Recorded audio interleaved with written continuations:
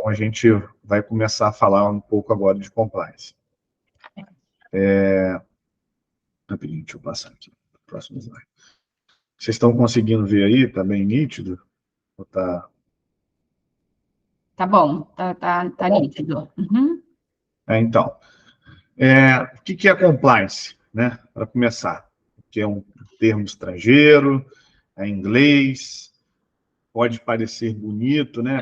Eu tenho um programa eu tenho compliance na minha empresa, mas assim, compliance nada mais é do que a empresa estar cumprindo normas e regulamentos. Quando a gente fala de norma, a gente está falando de lei, né? Então, a empresa que respeita as questões, as leis trabalhistas, as leis fiscais, né, tributárias, as leis ambientais, enfim, o estar em compliance é estar cumprindo a lei. Só que nós e as empresas elas não têm só normas, leis, né? A gente tem decretos, a gente tem uma carga legislativa muito grande. Nós temos agora NRs, né, que a galera de segurança do trabalho tem que cumprir também, né, que as empresas têm que cumprir, normas da Anvisa. Então, vai depender do seu tipo de negócio. E, quando a gente fala normas regulatórias, né, que é a Anvisa, NRs e tal, a gente também tem os regulamentos internos, né? Então, a empresa tem políticas e procedimentos. Dentro dessas políticas e procedimentos são normativos internos. Então, compliance, né, é estar em conformidade. Então, estar em conformidade com as normas externas e com normas internas das empresas, tá? Só que a Nimestone, a nossa empresa, e não é uma reunião que eu estou fazendo, tá, Márcia? A gente divide os programas de compliance em 3 fundamentos. Porque a gente tem pilares do programa, né, que são 9 pilares, como eu falei com vocês antes, e tem 3 fundamentos. Então, para uma empresa estar em compliance, ela tem que estar cumprindo normativos e normas regulatórias, né, e regulamentos, organização corporativa, então, tem que estar os seus processos, tem que estar mapeados, você tem que ter ferramentas como código de ética e conduta, canal de denúncia, e você tem que ter uma questão ético-comportamental, ou seja, você tem que educar os seus colaboradores para trazer uma questão ética para dentro do trabalho, porque hoje o grande problema das empresas, o grande dilema das empresas é o comportamento, né?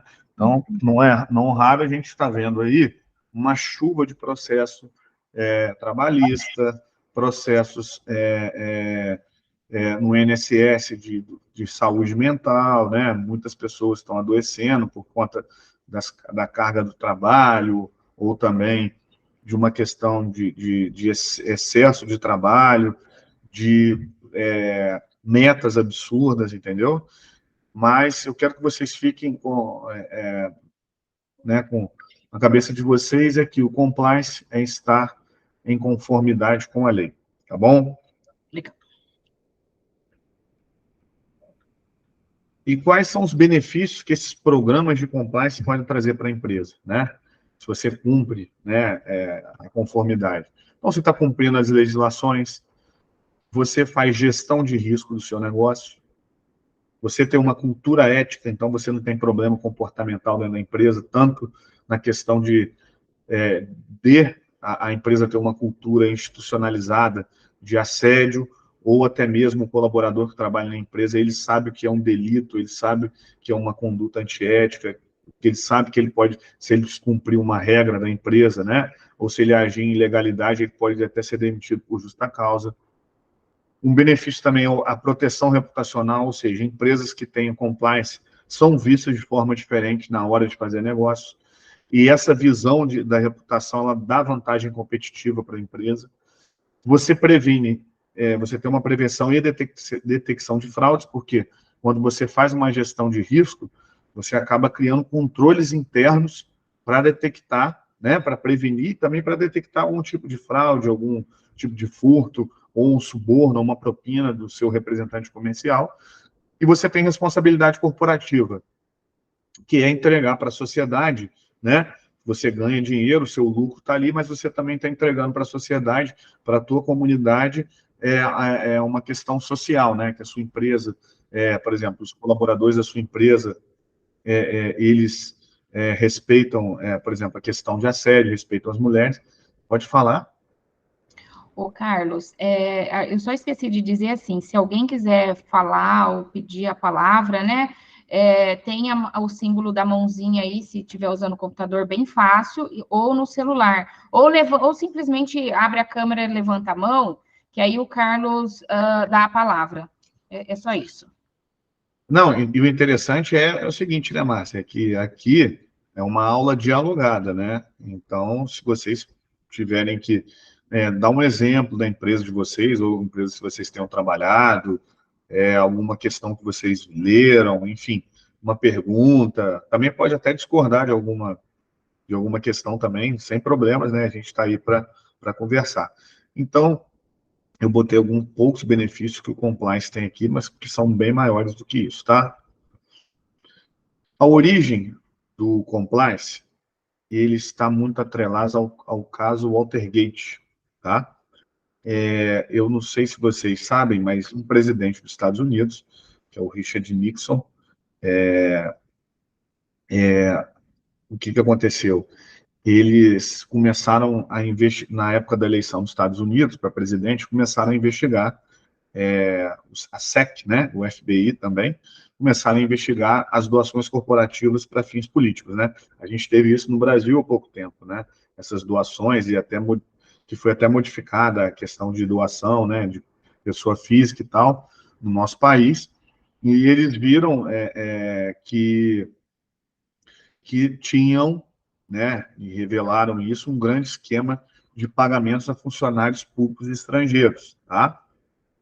E esses pagamentos eram feitos, né, né, eles faziam esses pagamentos e geraram um grande debate nos Estados Unidos nessa questão de corrupção para fins políticos, né, porque as empresas estavam bancando candidaturas políticas. Tem filmes sobre o Watergate, né, mas é um momento em que começou a se discutir essa questão nos Estados Unidos, porque antes, nos Estados Unidos, não tinha uma lei que tratasse sobre anticorrupção, né?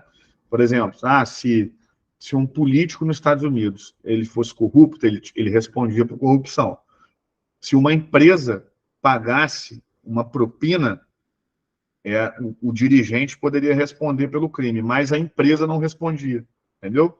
Então, foi criado o FCPA, que é o nome da Lei Anticorrupção dos Estados Unidos, ela é Foreign Corrupt Practices Act.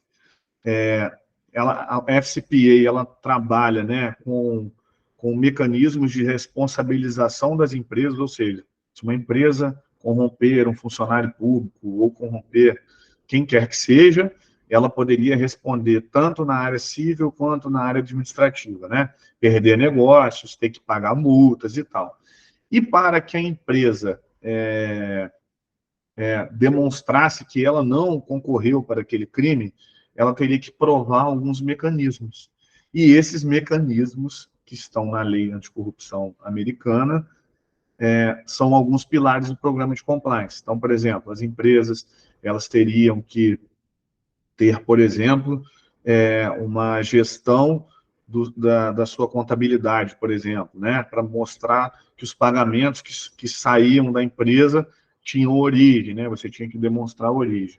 Então, é só para a dica de conhecimento, vocês podem depois aprofundar no tema, mas a lei anticorrupção americana, ela é a origem, né, deu origem a alguns pilares dos programas de compliance, né, que seriam formas da empresa comprovar que ela não estaria concorrendo no crime, né, de corrupção, e aí as pessoas depois foram escrevendo e conversando sobre os temas, tá?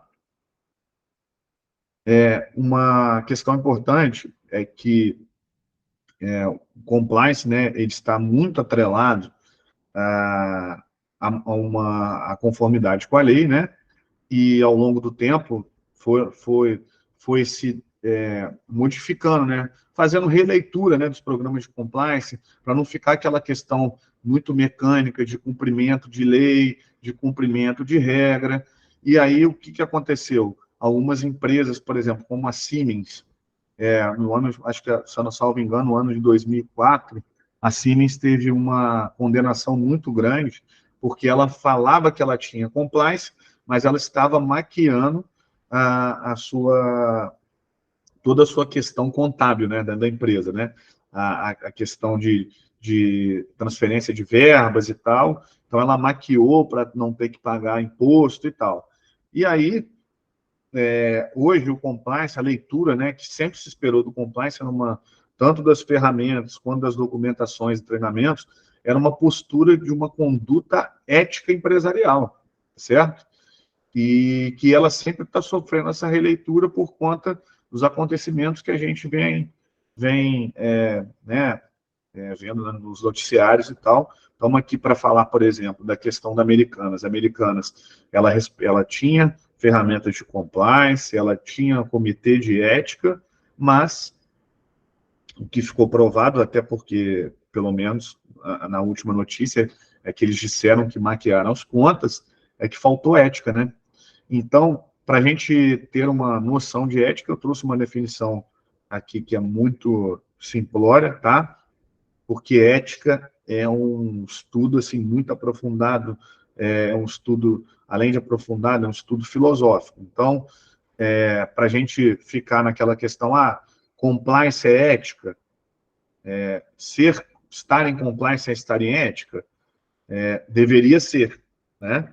Porque, mas cumprir a lei, se eu cumprir a lei, eu estou sendo ético, talvez você pode cumprir a lei e não ser ético. Então, ética, sob uma definição simples, é um conjunto de princípios e valores que guiam o comportamento humano. Então, cada pessoa, ela tem seus valores, né, e tem tem seu valor e o seu conjunto de princípios morais, né? Mas dentro de uma questão de sociedade, né, a gente vive numa sociedade muito plural, às vezes os valores com os quais eu fui criado, como de qualquer pessoa, eles podem ser diferentes, né? E alguns princípios morais. Obviamente que quando a gente fala em ética, a gente está pensando, sempre pensar assim, o que eu estou fazendo está atrapalhando o outro, eu estou ferindo, eu estou sendo errado com o outro. Então, quando a gente fala numa questão de ética empresarial, a gente está falando de ter um comportamento, tentar fazer o que é certo, respeitar as pessoas, respeitar as diferenças, tá certo? Através da ética também nós podemos estabelecer padrões de condutas, né, aceitáveis dentro da sociedade, né, e a ética traz sustentabilidade. Então, eu vou mandar um material para vocês, a gente só fala um pouco de ética porque quando a gente fala de código de ética e conduta, quando a gente fala de um comportamento ético dentro da empresa, e também dizer que cumpre as leis sem tentar fazer o certo, ter responsabilidade e integridade, não adianta, né? Cumprir lei é muito fácil, né? Então, a gente tem visto muitas empresas que falam que tem programas de compliance e realmente não tem, eles estão cumprindo a lei, mas não tem condutas éticas dentro do ambiente de trabalho, tá? Eu posso dar um exemplo da Americanas, eu posso dar um exemplo, aquela questão lá das vinícolas, eu posso dar exemplo de empresas que têm selo verde e que têm processos milionários de improbidade administrativa. Eu tenho empresas que digam, pode falar, Edgar? Citasse aí o caso das vinícolas. Eu acredito que as vinícolas não tenha tido problema. Quem teve problema foi a empresa que foi contratada para contratar os funcionários para trabalhar na colheita da uva. Então, mas deixa eu fazer uma percepção aqui, tá, Edgar? Existe um mecanismo que chama-se due diligence, tá? A due diligence, que é uma diligência prévia, é uma due diligence de investigação, entendeu?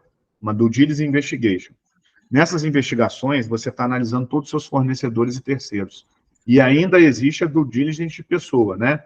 Que é o background check, tá? Então, quando eu tenho um programa de compliance, como as vinícolas tinham, e eu tinha como virtude de um programa de compliance, virtude, porque elas também tinham selos ESG, né? Inclusive também tinham Great Place to Work, que é um selo de recursos humanos. Se você tem um fornecedor seu de trabalho ou um terceiro, você tem que investigar ele. E, né, quando você não investiga só com papel, você vai ao campo, né? Porque ali existem milhões de normas regulatórias que deveriam ser cumpridas e não foram, tá entendendo? Então, eu entendo que as vinícolas conseguiram, por exemplo, o Ministério Público arquivar o processo, mas eles deveriam ter investigado aquela questão toda ali, entendeu? Não estou... Se fosse um problema de corrupção, por exemplo, e ela mandou um questionário, a empresa tinha um código de ética, e quem fez o negócio foi a diretor com outro terceiro, é uma coisa. Mas a gente está falando de pessoas, né, que estavam em alojamentos que não respeitavam os direitos humanos, tá entendendo? Sim, acredito que a empresa essa que contratou os funcionários, esses temporários, né, acredito que ela teria que ser responsabilizada por agir de má fé com as vinícolas. Eu acredito que as vinícolas não tinham conhecimento dessa parte aí. Então, quando a gente fala de responsabilidade corporativa e social, sabe? O que a gente tem que pensar? A gente tem que pensar que a gente tem que olhar para dentro da nossa comunidade, entendeu? Do local onde a gente trabalha, sabe? Um dos pilares dos programas é a due diligence, né? E ela é uma due diligence investigatória, não é só papel, sabe? Você tem mesmo que olhar a sua comunidade para ver com quem você está fazendo negócio. Pode ser que isso tenha atrapalhado o reputacional, igual eu falei antes, né, das vinícolas, atrapalhou o reputacional. Tem muita gente que não vai comprar mais vinho daquela empresa, porque ela tinha que ter tentado olhar aquilo ali, mostrar que é um documento que ela tentou fiscalizar e falou, espera aí, gente, muda esses alojamentos aqui, porque não tá de acordo com a conformidade, entendeu?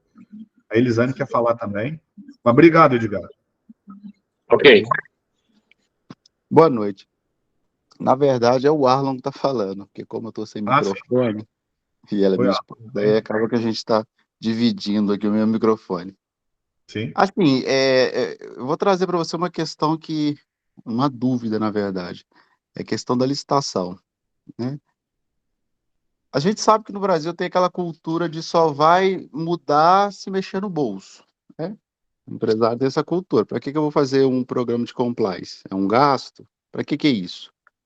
A partir do momento que ele é cobrado, né, que ele começa a desenvolver meios de, no susto, fazer. Aí onde aparecem aquelas pessoas que, né, os aventureiros, enfim, é uma cadeia. Sim.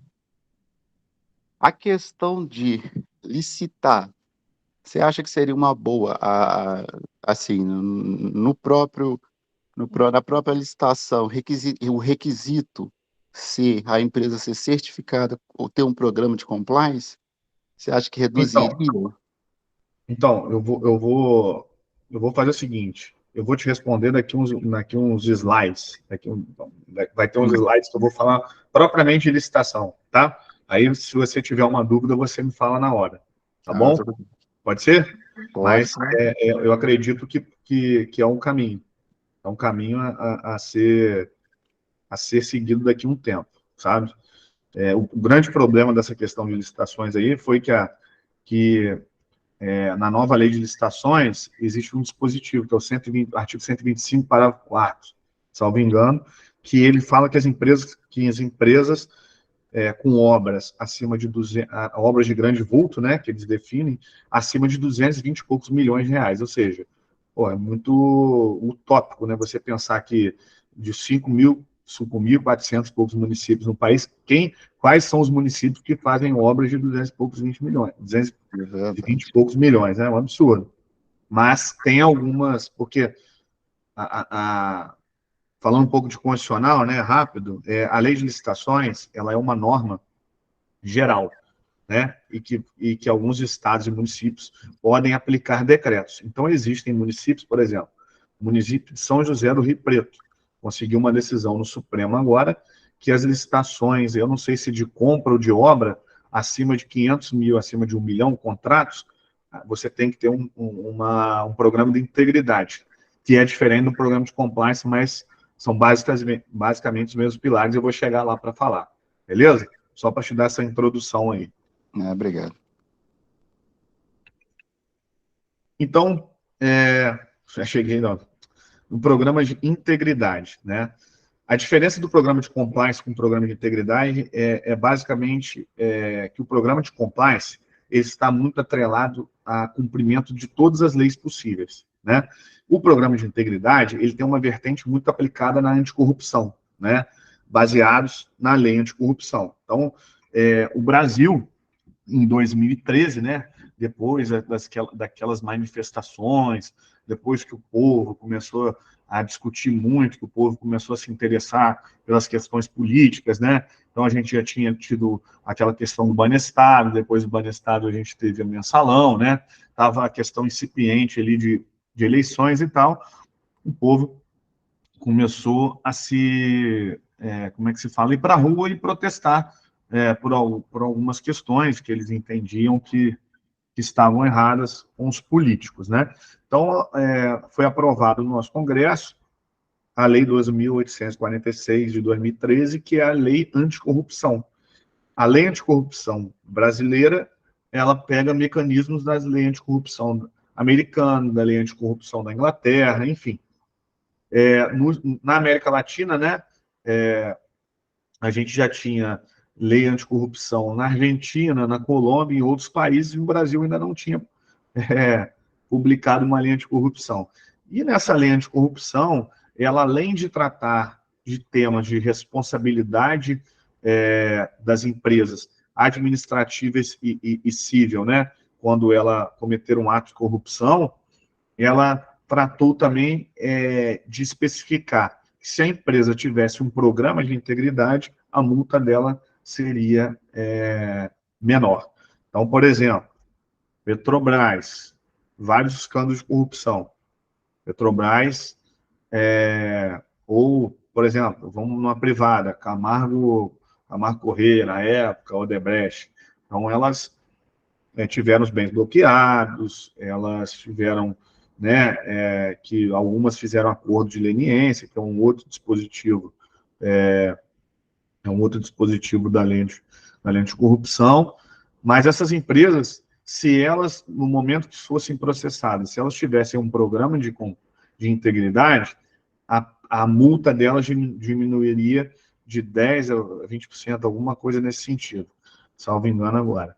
E para que elas comprovassem isso, elas tinham que cumprir alguns pilares. Então, elas tinham que comprovar que a alta administração da empresa estava pensando, tinha uma vertente, né, de anticorrupção, elas tinham que mapear os riscos de corrupção, elas tinham que criar código de ética e conduta, treinar seus colaboradores, elas tinham que criar controles internos para que não houvesse corrupção e políticas, né, que são diretrizes para que você consiga, que o colaborador consiga tomar a decisão correta.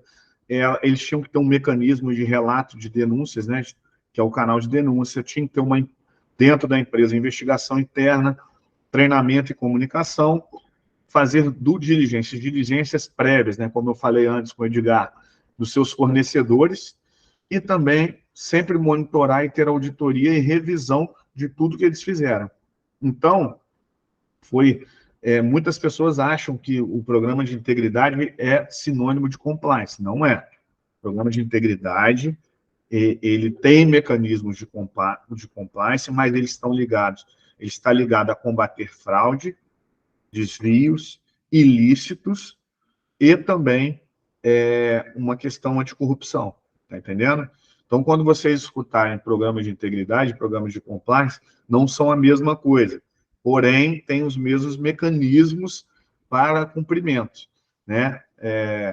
Por exemplo, o compliance, quando a gente está fazendo um programa de integridade, eu já fiz programas de integridade, o Arlon, para empresas que participam de licitações. Por exemplo, tem um decreto no Rio de Janeiro que obriga as empresas a ter um programa de integridade. Quando eu fiz o programa de integridade, todo o trabalho que eu fiz foi voltado para a área de corrupção.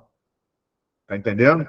Só que, se eu fizesse um programa de compliance para essa empresa, eu ia pensar em LGPD, em outras. Aí vai depender, por exemplo, uma empresa de engenharia, eu ia ficar também focado nas questões ambientais, eu ia ficar focado nas questões tributárias, todo o cumprimento de lei da empresa, o compliance ele é mais amplo, né? Porque aí está em conformidade.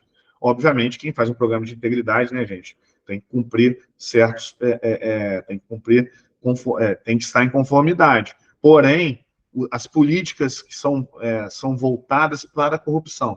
Então, por exemplo, o que a gente entrega num programa de integridade para uma empresa que licita? Treinamento de como se relacionar com os órgãos públicos, política anticorrupção, política de brindes, presentes, convites, entretenimento a agente público, política de doações e patrocínios, porque muitas corrupções são feitas através de doações e patrocínios para órgãos públicos, né? Nós fazemos mapeamento de risco, eu não vou analisar todos os riscos da empresa, vou analisar os riscos de corrupção. Está entendendo? Quando eu for fazer uma due diligence fornecedores, eu vou fazer uma due diligence de integridade. Então, eu vou perguntar para a empresa se ela sabe que é lei de corrupção, se ela tem um código de ética e conduta, canal de denúncia, se ela tem processos criminais, se ela tem processos administrativos e tal. Mas eu não vou perguntar para ela se ela tem um programa de LGPD e ela tem que me provar que tem um programa de privacidade de dados. Porque ali a nossa empresa está trabalhando com a questão de licitações, tá? E para falar também para o Arno que perguntou, hoje no Brasil, como a lei de licitações é uma lei geral e os municípios e estados podem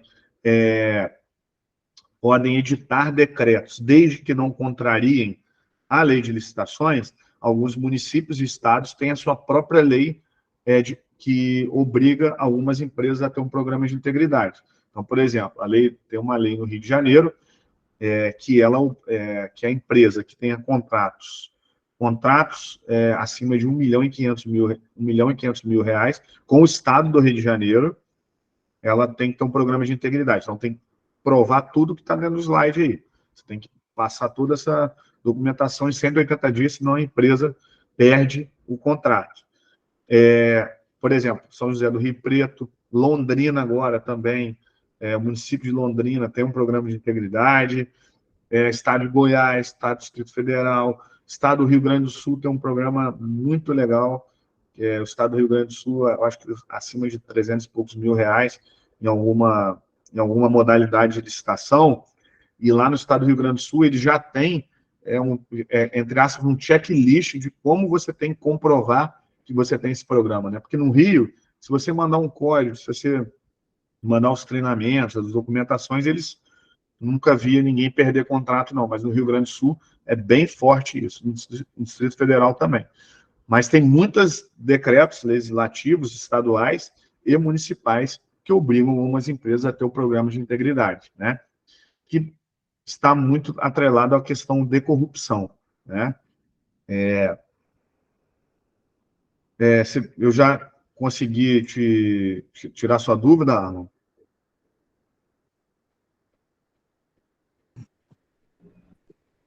Conseguiu perfeitamente. É que a gente se depara com algumas situações nos órgãos públicos com demora de... Essa questão da due diligência que o senhor falou, né? Falou aí, que na verdade é porque, como a gente trabalha com algumas empresas, a gente não pode ficar dando muito detalhe, Sim. é meio sigiloso.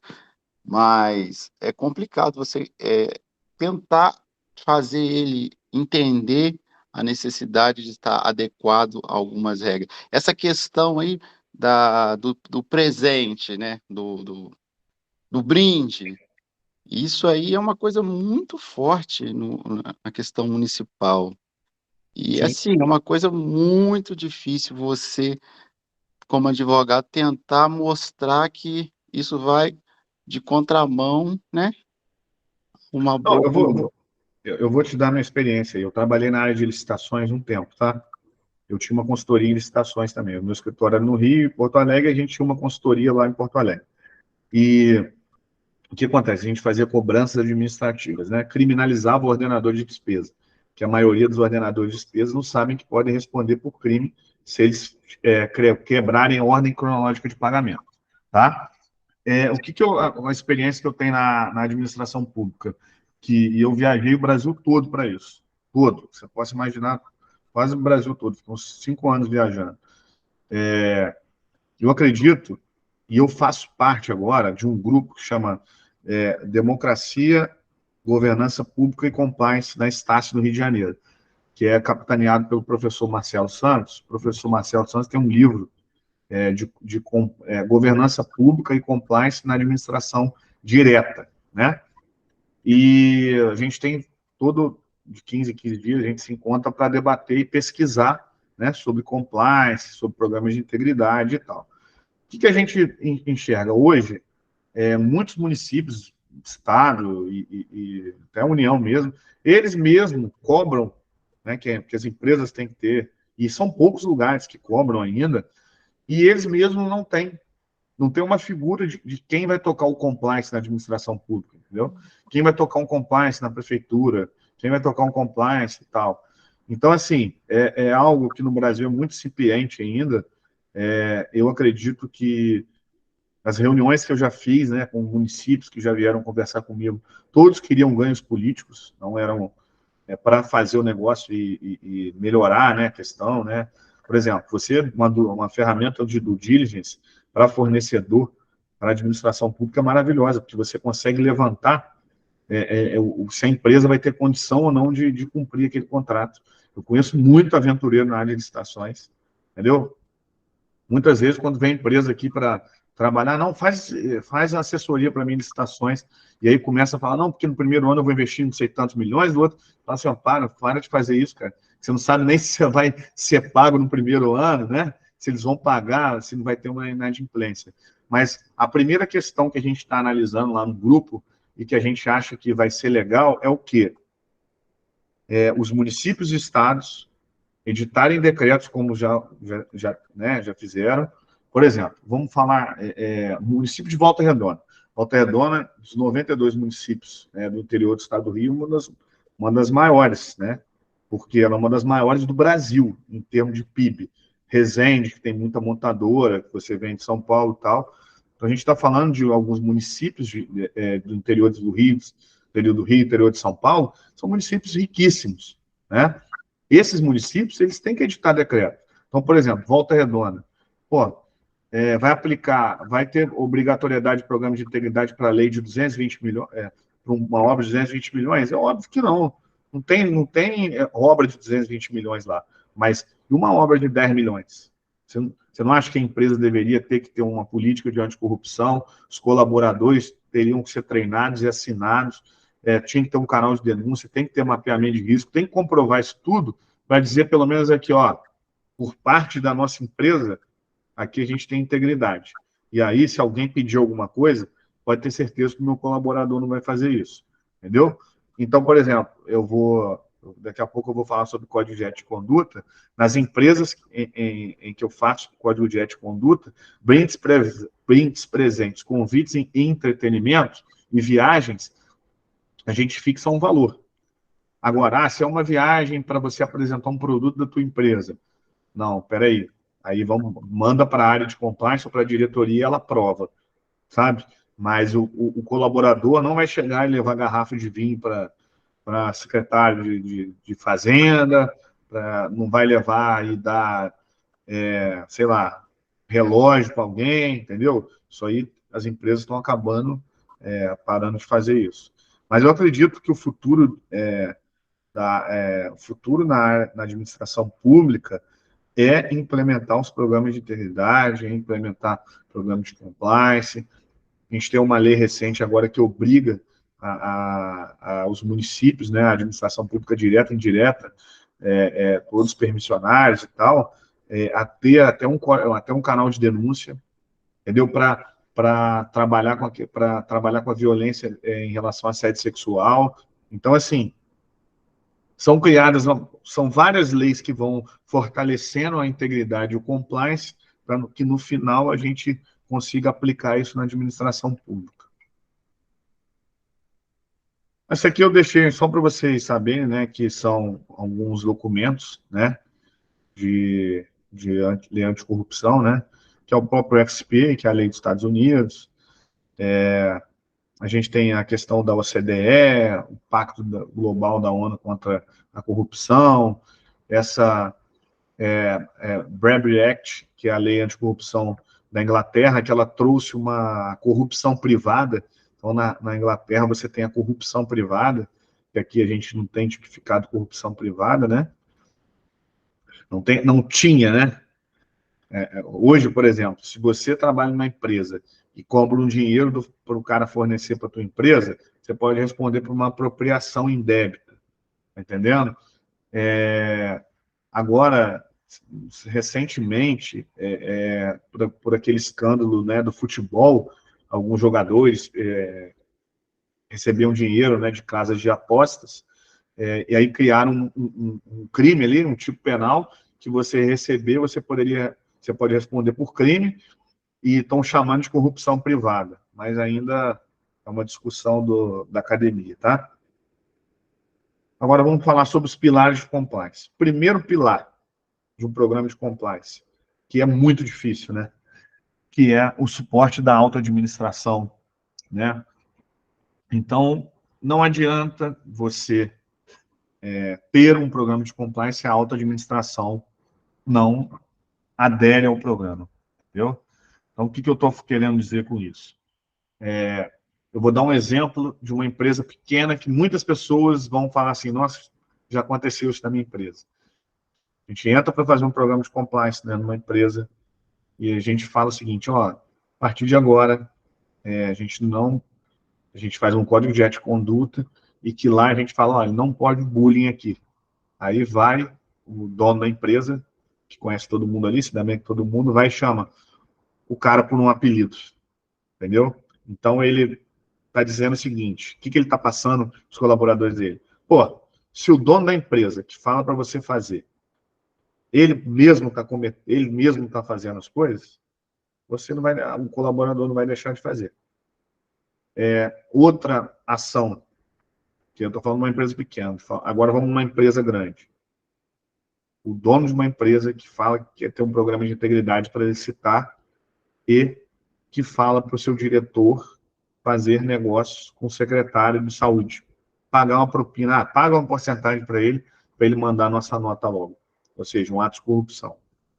Então é o seguinte, sem o apoio da auto-administração, tanto em apoiar as palavras, as ações positivas, participar dos treinamentos, se comunicar, destinar verba e ser um exemplo dos seus colaboradores, o programa não anda, sabe? Você lembra daquele ditado que fala, faça o que eu digo, mas não faça o que eu faço? Isso é muito importante.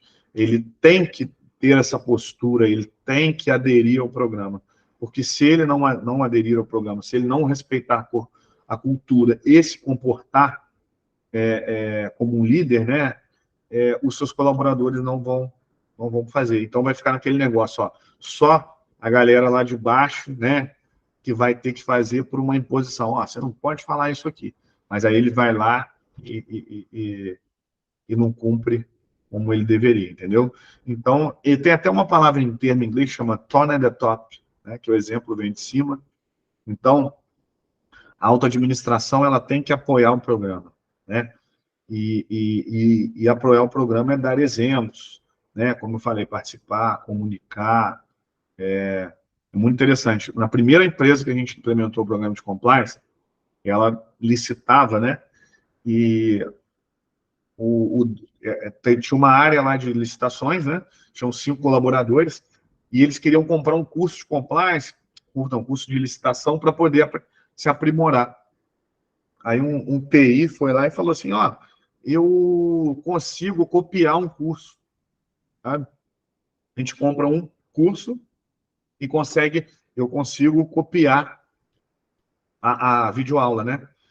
E aí, a primeira manifestação do dono da empresa falou, não, vamos comprar os 5 cursos, porque a gente está fazendo errado e isso contraria o compliance. Outra empresa também, que tinha muito isso na área de licitações, né? Que é a combinação de preços. Então, eu tinha um CNPJ que era uma ME e uma outra CNPJ que estourava. Então, aí ele entrava com as duas empresas, né? Com nomes diferentes. Aquele tinha um contrato de gaveta, né? A empresa A era do Carlos, mas quem estava na empresa A era o Luiz, e a empresa B estava com o nome de Carlos. Aí entrava com as duas empresas, e aí dava um preço mais baixo, ou combinava um preço com outro colega e tal. A gente teve um caso desse que o dono da empresa falou, não, a gente tem que respeitar o compliance e tal, e foi modificando a dinâmica da empresa, entendeu? Então, assim, são exemplos que a alta administração tem que dar. Entendeu? Não basta só a gente falar regras, dizer que tem que ser feito se a gente não faz, né?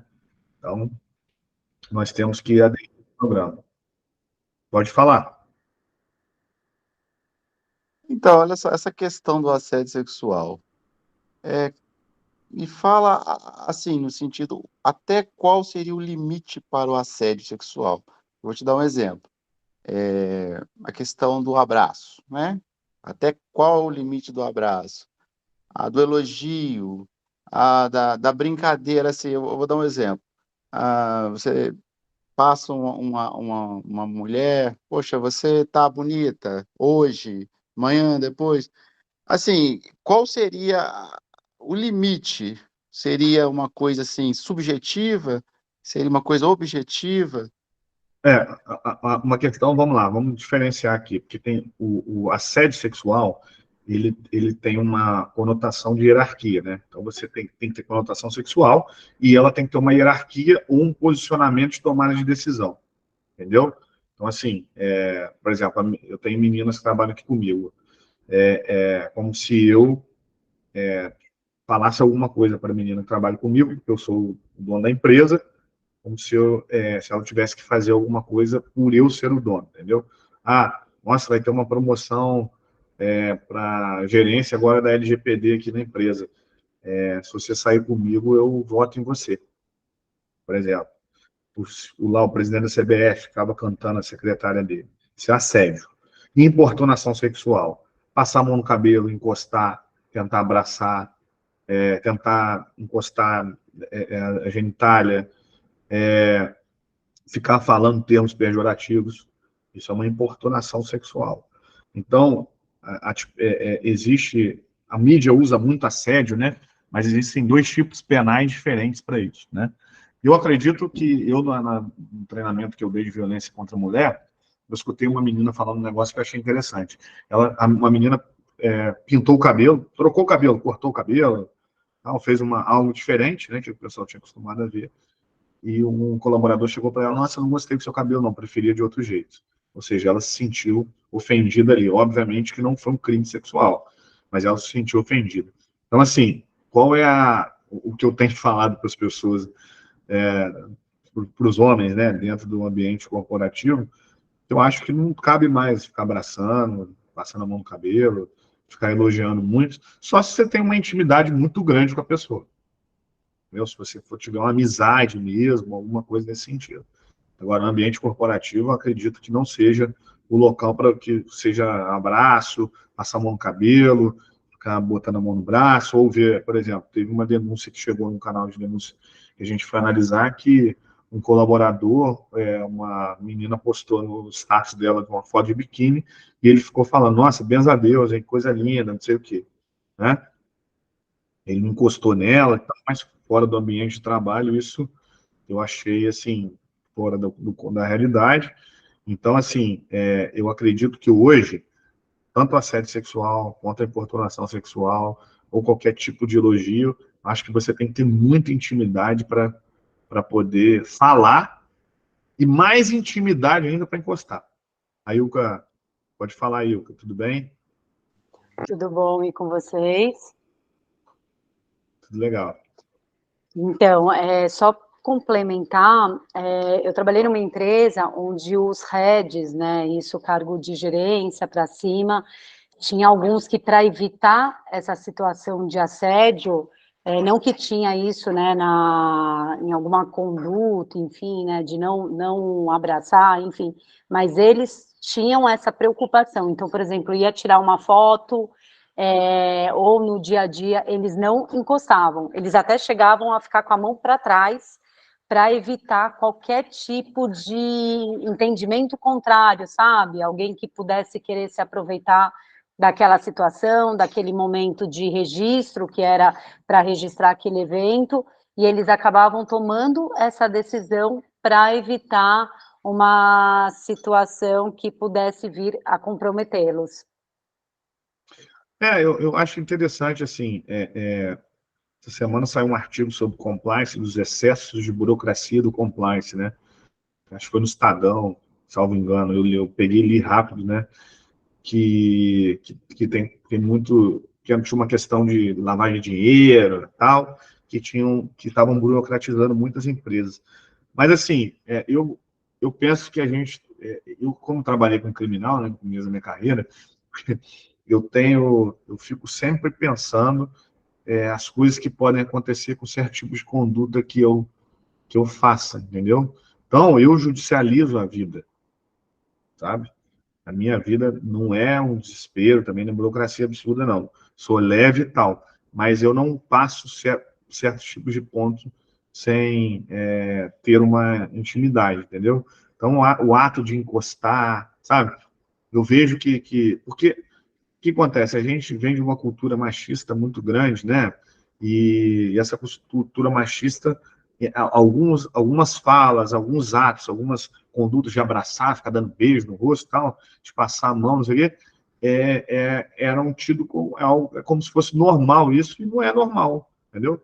A gente não pode tratar essas condutas normal, sabe? Assim, quando eu faço treinamento de violência contra a mulher nas empresas para cumprir agora a lei do emprega mais mulheres, que eu ia falar um pouquinho mais para frente, eu faço treinamento na sexta, na terça, quarta ou quinta chega um monte de denúncia, entendeu? Porque passa no corredor, fica tentando abraçar, fica tentando passar a mão no cabelo, e as mulheres não gostam disso, cara. Elas não gostam. E aí a maioria dos cargos, os heads, diretores, CEO, enfim, a maioria é homem, né, no mercado. Então, assim, a maioria que faz isso, sabe? Então, assim, para o Alan aí, que me perguntou qual é o limite, eu acho que o limite que eu acredito é que seria não ficar de brincadeira assim. Eu acho que não cabe mais isso. E é isso vai acontecer a criminalização dessas condutas dentro da empresa. As empresas hoje não vão. Daqui a 2 anos, vocês podem guardar o que eu estou te falando. A discussão das empresas vai ser assédio, saúde mental, assédio moral. Então, a corrupção vai ter uma coisa ou outra. Mas a questão que as empresas vão ter que atuar cada dia mais é a questão da saúde mental, das síndromes de burnout, alguma coisa nesse sentido, que por conta dos comportamentos dentro das empresas, entendeu? Pode ter certeza que o grande lance das empresas, que há 10 anos atrás, né, 2014, 15, 16, que era questão de corrupção, Lava Jato, não sei o que, hoje já é uma questão de comportamental, entendeu? Aliás, até, desculpa te interromper, Não, mas até aproveitando esse gancho, né, de burnout, enfim, hoje se fala, né, e muitas empresas divulgam aquelas premiações, somos a melhor empresa, mas por trás tem uma taxa muito grande, né, de pessoas afastadas por depressão, pelo excesso de trabalho, por assédio. Esses dias eu vi até um post de uma pessoa falando isso, que adianta divulgar, sendo que por trás, né, a empresa, é sabido que a empresa tem uma alta taxa de processos, de atestados, né, de pessoas afastadas, por conta de algo que não foi prevenido, não foi olhado com cuidado, e sim só cada vez mais gerando um excesso de trabalho. não, sim, é muito grande. Assim, as empresas, elas o que elas têm feito? Elas têm maquiado essas situações, né? Então, assim, Você não tem análise, por exemplo, a gente vai falar análise de risco de saúde mental da empresa, por conta de meta. Entendeu? Quando a gente faz uma análise, o que são análises de risco? Né? Riscos são eventos, são incertos. Tá? Vamos pensar. Então, assim, a gente pode ter risco que a gente sabe que a gente pode ter um risco, que a gente pode ter um risco incerto.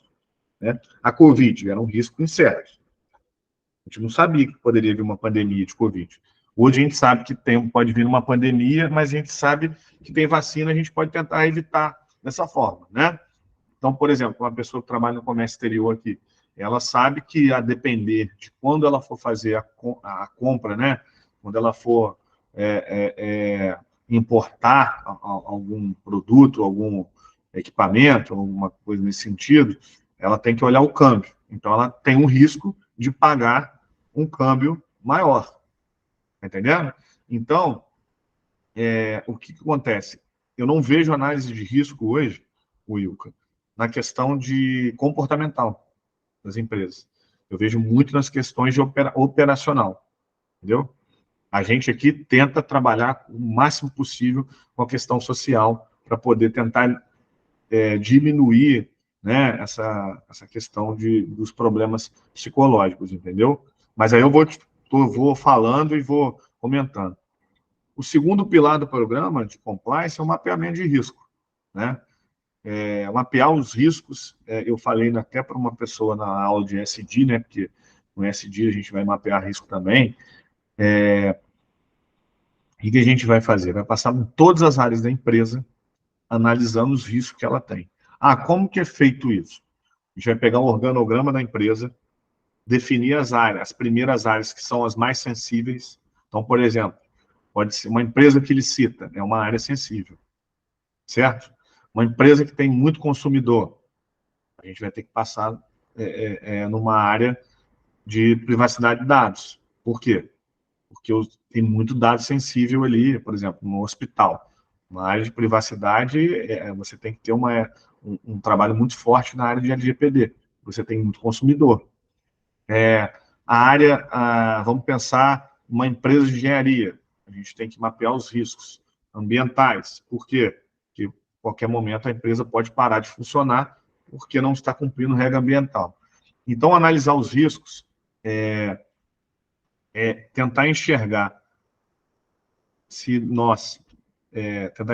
no futuro nós podemos perder negócios, se nós podemos ter danos à reputação, se nós vamos ter que ter controles internos em relação àquele risco, tá entendendo? E criar processos para mitigar essas situações, entendeu?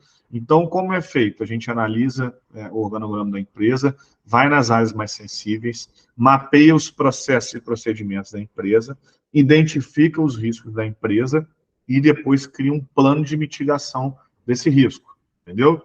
Então, vamos pensar aqui. Dar um exemplo na área financeira. O departamento pessoal.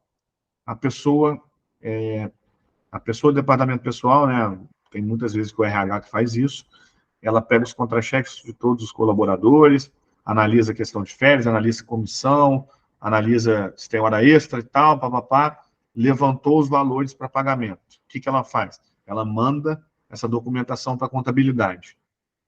Tá? O que a Nineston faria ali? Eu iria sentar, conversar com a área de DP e de RH para entender todos os processos deles, entendeu? E nesse exemplo que eu estou dando, eu identifiquei um risco aqui. Qual é o risco? Se você não tem um contrato de LGPD com a empresa de contabilidade, e a empresa de contabilidade também não esteja fazendo a proteção de dados, os dados dos seus colaboradores podem sofrer um vazamento de dados, né? Um incidente de segurança de dados, e aí você pode responder solidariamente, que é uma responsabilidade em conjunto, né, na área do direito, com a empresa de contabilidade. Então, a gente identificou o risco. O que nós temos que fazer? Criar um contrato especificando que a nossa empresa protege a LGPD, né, a Lei Geral de Proteção de Dados, e que vocês também têm que aplicar isso dentro da empresa de vocês, porque se os dados dos meus colaboradores vazarem, eu posso responder um processo. Já aconteceu isso no Brasil? Já aconteceu. recentemente, uma empresa respondeu por os dados dos seus colaboradores terem sido vazados. Um colaborador entrou com uma reclamação trabalhista e disse que a empresa passava os dados deles para os contadores, e os contadores não tinham um programa de LGPD. Isso é um. Vamos dar um outro exemplo. Questão do comércio exterior. Isso aí foi até um risco operacional que a gente pegou no mapeamento. A gente estava mapeando a área de... A empresa tinha um procedimento operacional padrão para importação, entendeu? Ela importava equipamentos fora do Brasil para vender aqui. E aí, o processo estava todo sendo respeitado. Foi feito pedido, foi feito o primeiro orçamento, o orçamento com a empresa que ia fazer o trâmite de transporte, foi analisado os valores que iam ser pagos de impostos e tal, e a empresa ela não analisava o câmbio, ela não guardava o dinheiro, porque, por exemplo, se você, quando vai fazer uma operação de câmbio, né, você vai comprar em dólar, né, as empresas, a maioria, compram em dólar, quando você vai comprar em dólar, a taxa de câmbio, cada dia, ela está num valor, né? Então, você vê que o dólar, todo dia, o dólar aumentou, o dólar baixou, o dólar aumentou, o dólar baixou. A empresa não tinha um mecanismo de guardar um dinheiro ou investir, por exemplo, numa conta de uma empresa de mercado de fundo, né, de imobiliário, para esse dinheiro ir se trabalhando, e quando você tivesse com o processo todo de compra pronto, você comprava com o melhor câmbio que você, ao longo do tempo, você vai economizando dinheiro. Então, numa análise de risco, a gente identificou que eles faziam o seguinte, tem que comprar agora.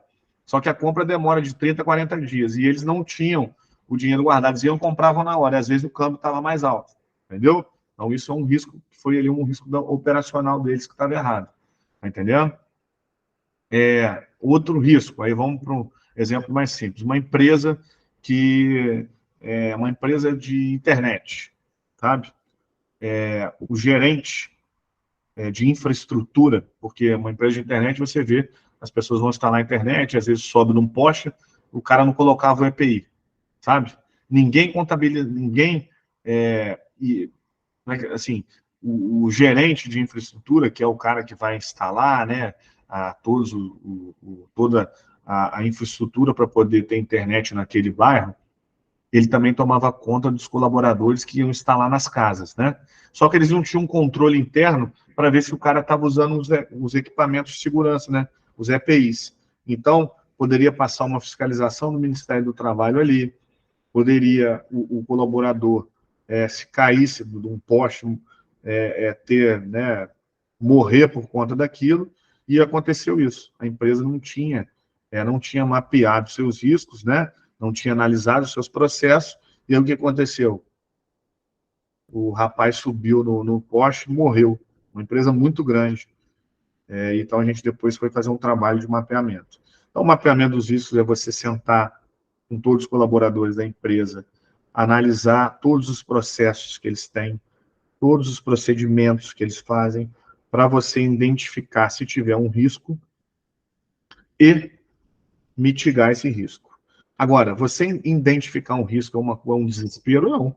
Identificar um risco é bom, né? Porque tem risco que a gente não sabe que pode acontecer. E esse é um grande problema, né? Que podem acontecer situações novas, né? Por exemplo, uma guerra no Brasil. É um risco que a gente, por enquanto, hoje não tem, mas se acontecer, vai atrapalhar a tua empresa. E quando a gente faz uma análise de risco, a gente tem que montar um documento que chama matriz de risco, que é esse documento aqui, que está aqui, ó. Se a probabilidade desse risco é alta, média ou baixa. Então, se o risco a probabilidade dele acontecer é baixa, ótimo. Então, você bota ali um sinalzinho verde. Se é médio, amarelinho ou alta, vermelho. Aí cada empresa tem uma forma de fazer isso, tá? Agora, o grande lance é que um mapeamento de risco, ele cabe em empresa de pequeno, médio ou grande porte, entendeu? Toda empresa pode mapear os seus riscos. Então, uma padaria pode mapear o seu risco, né? Analisar se está sendo, por exemplo, um restaurante, a entrega está sendo feita, uma empresa de contabilidade, se você está analisando os seus clientes, né? Se você, eu estou analisando os meus clientes aqui, porque pode ter pagamento de facilitação, pagamento de terceiro, enfim, tá? análise de risco, ou mapeamento de risco, ou mapeamento de processo, e no inglês eles chamam de Risk Assessment. É um trabalho muito bacana, e tem empresa que trabalha só com mapeamento de risco, por exemplo. Tem empresas que passam a ISO 9001, né, que é a ISO de qualidade, eles utilizam, né, todo esse arcabouço, né, de matriz de risco para analisar os riscos na área de qualidade da empresa. Um outro documento que é muito importante, que é o Código de Ética e Conduta, como eu estava falando com vocês, né? Cada pessoa tem um valor, cada pessoa pensa de uma forma, tem pessoas que são de culturas religiosas diferentes, tem pessoas que foram criadas em lugares diferentes, classes sociais diferentes, de gêneros diferentes, entendeu? Então, para a gente estabelecer um ambiente saudável, né, um ambiente com segurança, o que nós temos que fazer? Criar um documento que seja baseado em lei, né? Que eu não posso também, um empresário não pode criar um documento assim, falando o seguinte, ó, na minha empresa eu posso assediar moralmente as pessoas, eu posso gritar, eu posso intimidar, eu posso cobrar dessa forma. Não pode, que vai contra a lei. Esse documento chama Código de Ética e Conduta. Tem empresas que botam código de conduta, tem empresas que botam código de ética. Nós entendemos que a nossos códigos, a gente especifica que é código de ética por uma questão de comportamento e conduta, porque a conduta ela tem que ser igual para todo mundo, né? Então, se eu não posso assediar, o fulano B não pode assediar, o C, o D, enfim, qualquer pessoa, né? A gente tem que ter ética, né? Comportamento humano com base em valores, em princípios e normas, mas ao mesmo tempo a conduta tem que ser para todo mundo. Por isso, Código de Ética e Conduta, tá? E aqui tem os simples, né? Tem alguns temas que a gente fala, né? Sustentabilidade ambiental, conflitos de interesse, relacionamento interno, relacionamento externo, registros financeiros e contábeis, segurança da informação, canal de denúncia, propriedade intelectual industrial, doações e patrocínios. Código de Ética e Conduta são muitos temas, é um documento muito rico, serve para todas as empresas, sabe? Toda empresa que tem mais de 5 funcionários, vale a pena você ter um Código de Ética e Conduta. Nem que seja um documento muito simples, né? Porque ali você vai estabelecer regulamentos internos dentro da empresa, sabe? Então, assim, é um documento muito rico. Controles internos e políticas. Depois que você faz o mapeamento dos processos, que é o que a gente falou, e você cria um código de ética e conduta, a gente vai criar controles internos. Controles internos para os riscos que a gente viu que a empresa pode ter. Então, se a empresa tem um risco de não cumprir aquela lei, a gente vai criar um controle interno para que ela cumpra.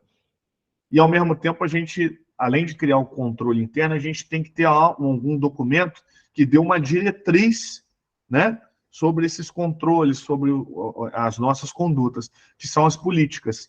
Então, eu vou mapear uma empresa que participa de licitação, eu vou dizer que ela tem um grande risco de corrupção quando um colaborador vai conversar com o secretário de saúde. Aí eu vou criar um controle interno. Toda vez que você for conversar com o secretário de saúde, você tem que mandar um e-mail dizendo o que vocês conversaram. E eu vou criar uma política anticorrupção. Eu vou definir o que é corrupção, vou definir o que é suborno, vou treinar o colaborador, vou dizer que tem um canal de denúncia, que ele pode ser demitido por justa causa e que ele tem que, toda vez que for no ambiente da área de administração pública, conversar com o secretário, que ele tenha que seguir essa política anticorrupção aqui, entendeu? Então, depois que a gente define os controles internos, a gente cria políticas dentro da empresa. Agora, a gente pode ter uma política dentro da empresa, por exemplo, política de diversidade e inclusão, que foi a empresa entende que os cargos de gerência têm que ser ocupados por 50% mulheres, 50% homens, por exemplo. Pode ser uma política de diversidade e inclusão, de equidade, né? E que tem que 50% das mulheres, 50% das mulheres tem que estar nos cargos de gerência. Então, sai uma gerente, na hora do RH contratar, ele vai ter que contratar o quê? Uma mulher, porque tem que respeitar os 50%. Pode falar aí. Boa noite, é Elisane. Oi, tudo bem? Tudo bem? Aqui eu vou contar um pedaço de um caso. Eu gostaria, por exemplo, se você fosse advogado nesse caso, como você agiria? Tá, Por ok. exemplo, uma pessoa trans deu entrada em um hospital particular e foi internada em uma enfermaria. Em uma enfermaria feminina, porque ela se identificava, é uma mulher trans, ela se identifica como uma mulher. Mas ao nascer, ela foi designada pelo médico do sexo masculino, gênero masculino. E a paciente do lado, ela não se sentiu confortável e percebeu que era uma pessoa trans, e ela entrou em contato com o hospital, né, com a enfermeira lá, falando que ela não se sentia confortável e não queria ficar naquele mesmo recinto com o paciente, porque aquele homem estava usando o mesmo banheiro que ela, e ela não queria. E, por exemplo, os dois pacientes são clientes, né? Tanto a pessoa trans quanto o outro. Como você, como advogado, reagiria ou agiria? Qual tipo de documento que nós poderíamos criar para que essa situação não acontecesse novamente? Então, por exemplo, o Código de Ética e Conduta, você ali fala sobre o tratamento antidiscriminatório, né? Uhum, Então, na realidade, seria uma questão de discriminatória de você não estar no mesmo lugar que uma pessoa trans, tá entendendo? uhum, E poderia ser criada uma política de diversidade e inclusão para isso, tá sim. entendendo? Agora, vai depender, por isso que, assim, você teria que ter uma aderência da alta administração, você poderia criar Uhum, políticas e controles para isso. sim. Eu acredito que, como são clientes, né, Uhum, os direitos são os mesmos, mesmo se não sim. fossem clientes, entendeu? Mas um código de ética e conduta, vamos supor que a chefe do setor vá e fala assim, não, você não pode agora continuar no mesmo ambiente que ela. Então, assim, poderia ser feita uma denúncia no canal de denúncia do local, se assim tivesse, para que essa pessoa respondesse, ser demitido por justa causa e talvez responder até um crime, né, de transfobia, né, que tem uma tipificação para isso, sabe? Mas os dois são pacientes. E um não se sente confortável com o outro. Os dois estão em enfermaria feminina, né? Uma é mulher do sexo masculino, feminino mesmo. É uma mulher que tem vulva, e a outra é do gênero feminino, porque ela se identifica como mulher, já tinha passado pela Sim, requalificação civil. Por exemplo, assim, eu agiria assim, naquele momento, a melhor maneira seria colocar um dos pacientes em um quarto particular, né, para separar e deixar essa pessoa sozinha na enfermaria, ou se não, colocar um biombo, que é aquela cortina, né, que separa as camas, se o hospital estivesse cheio, lotado, mas mesmo assim não resolveria o problema do banheiro, né? Aí eu não sei qual seria. então, mas eu estou pensando numa questão institucional, entendeu? Sim. Se você pensar numa questão institucional, você tem que ter Uhum, mecanismos para poder coibir isso aí, né? Agora, a sim. operação, né, o risco que a gente teria que analisar, aí vai depender de caso a caso, né? Mas, assim, institucionalmente, eu Ah. entendo que uma empresa, ela tem que ter um código de ética e conduta para respeitar os direitos de quem quer que seja, né? Então, se o Mesmo sendo cliente, esse código de conduta também é para o cliente? sim, lógico. Hum, Cliente, fornecedor, colaborador, terceiro, para todo mundo, entendeu? ah, Então, entendi. assim, e quem tomaria a decisão de colocar, por exemplo, uma cortina ou não usar que ela não poderia usar o banheiro e tal, seria o próprio hospital. Então, seria institucional. Por isso que a gente tem que pensar numa questão institucional, entendeu? Então, Uhum, assim, não adianta a gente, por exemplo, se fosse comigo, se acontecesse isso comigo e tivesse que colocar uma cortina, eu me sentiria mal. E mesmo se eu fosse para um quarto até melhor, porque uhum, a qualquer momento, por mais que eles me deram um upgrade e botaram um quarto melhor, mas teve uma questão discriminatória ali, sim. que ela é discriminatória, ela é contra o código, nenhum código vai ser a favor de discriminação, né? E aí política, né? mas a gente vai, ao longo do tempo, a gente tem visto as pessoas, né, as empresas a criarem políticas de diversidade e inclusão e trabalhar com essas diretrizes, né, na tomada de decisão em relação a esses pontos, entendeu? Mais do que operacionalizar, que eu vi que você operacionalizou, é você institucionalmente não passar para um paciente, um cliente, que possa acontecer isso com ele, entendeu? Acho que essa a grande visão o Código de Ética e Conduta está ali para coibir esse tipo de conduta errada, né? E proteger aquela pessoa que possa sofrer um preconceito, entendeu? Para mim, o código de ética e conduta seria apenas para os colaboradores, e não para clientes.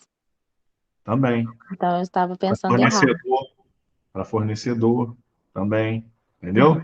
Por exemplo, tem código até de fornecedor. A gente passa até código para fornecedor, dependendo da empresa. Porque não é o seguinte, ó, código de ética e conduta, ele tem os regulamentos internos, né, que vai trabalhar com a questão toda de conduta dentro da empresa. Mas, ao mesmo tempo, se você ler o código de conduta da minha empresa, da Nylston, eu estou falando ali, ó, não serão tolerados racismo, homofobia, transfobia, intolerância religiosa, não serão tolerados. Conflitos de interesse serão analisados e tal. Eu estou dizendo que eu, como empresa, o meu cliente, ele vai olhar para falar assim, não, pô, o cara não, a empresa dele age dentro da forma, então eu não posso descriminalizar ninguém da empresa dele, porque ele não tolera isso, entendeu? Sim, entendi. Obrigada. Não, que isso, mas vamos falando aí. Fabiane levantou a mão. Oi, gente, boa noite. Não, eu só queria Boa complementar noite. que, assim, seguindo a sua linha de raciocínio, para ficar um pouco, acho que mais fácil, se diria que a gente não pode favorecer nem um cliente, nem o outro, né? Seria isso, né? Ou seja, todos devem ser tratados de maneira igual, resumidamente, certo? Certo, eu não posso, por exemplo, eu penso pelo menos na minha visão, né? Acho que você entendeu, acho que a Elisane também. Eu não posso institucionalizar um upgrade de qualquer coisa que seja para satisfazer uma atitude antidiscriminatória que é anterior, né? Então, a mesma Sim, coisa de dar um tapa na cara da pessoa e depois pedir desculpa para ela. Eu sim. coloco uma tela, não, eu coloco ela no apartamento. Ah, mas por que eu coloquei no apartamento? Ah, não, porque uma pessoa não queria que você ficasse do lado dela. Entendeu? Tem cabimento isso, sabe? Pelo Não, menos a minha você visão. estaria, tipo, favorecendo a pessoa que estava se sentindo incomodada, né, nesse caso, né? Acho que é perfeito. Tá bom, era só isso, só para complementar. Obrigada, Carlos. Sim. É a mesma coisa que, Fabiane, que você chegar uma concessionária e o vendedor do carro ser negro e falar assim, não, eu quero comprar um carro, mas eu não quero comprar com ele, não. Pô, qual é a concessionária? Se eu fosse gerente, fala assim, não, então compra com Carlos ali, que o Carlos é branco. Não, assim, você não pode passar em outro lugar. Não compra aqui não, porque aqui a nossa conduta não é essa, entendeu? Então, o código, ele também, eu acho bacana a Elisane ter falado isso, ele serve para você para a empresa demonstrar a transparência dela para os stakeholders, né? Para a comunidade, para a sociedade, para o cliente, fornecedor, para terceiro, para quem quer que seja. Pode falar, Ilka. Não, e só para complementar, Carlos, e nessa situação, por exemplo, se o cliente ele se recusa, eu entendo que uma vez, não só pelo fato de estar, né, no código de conduta, enfim, mas o estabelecimento, não nesse caso da pessoa estar num hospital, mas dependendo, né, até de repente convidar a pessoa, né, se essa pessoa que está tendo esse ato discriminatório diz, ok, vamos manter os dois aqui, porque a gente não compartilha com essa discriminação, né, esse preconceito, mas se a pessoa continuar, convidá-la até ela procurar um outro lugar, mas que a conduta, em momento algum, pelo menos eu entendo pelo que você está falando, realmente a empresa realmente tem que mudar, né, o código dela, o que ela preza, o que ela, né, entende como discriminação, preconceito, por conta de um cliente que que está, pelo menos naquele momento, equivocado. Como essa situação do carro, né? Né, uma pessoa independente da sua raça, da sua cor. Você não quer comprar com aquele funcionário? Então, sinto muito, né? Não tenho porquê eu trocar um funcionário, porque senão você está favorecendo, né? Você está apoiando aquela pessoa a ela continuar com aquela opinião. E aí fica uma questão institucional, né? É institucionalizado isso. Porque a partir do momento que você muda por conta do paciente, isso não existe, né? Assim, não, existe muito, né? A gente sabe que existe pra cacete, Sim, né? Mas, pelo menos na minha concepção, a gente tem que institucionalizar mecanismos, né? Então, como código de ética, políticas, treinamentos, comunicação, para que seja educando as pessoas, né? Quando, na verdade, meninas, assim, o problema é que a gente hoje está tendo que educar, né? Então, a gente está tendo que educar, algo que a gente já deveria ter sido, isso a gente já teria nascido, já tinha que ser criado assim. Então, a gente está tendo que educar, e às vezes, vai educar o empresário, o dono da empresa, ele fica com raiva, porque ele está tendo que fazer esse programa de compliance, porque a lei, às vezes, obriga ele.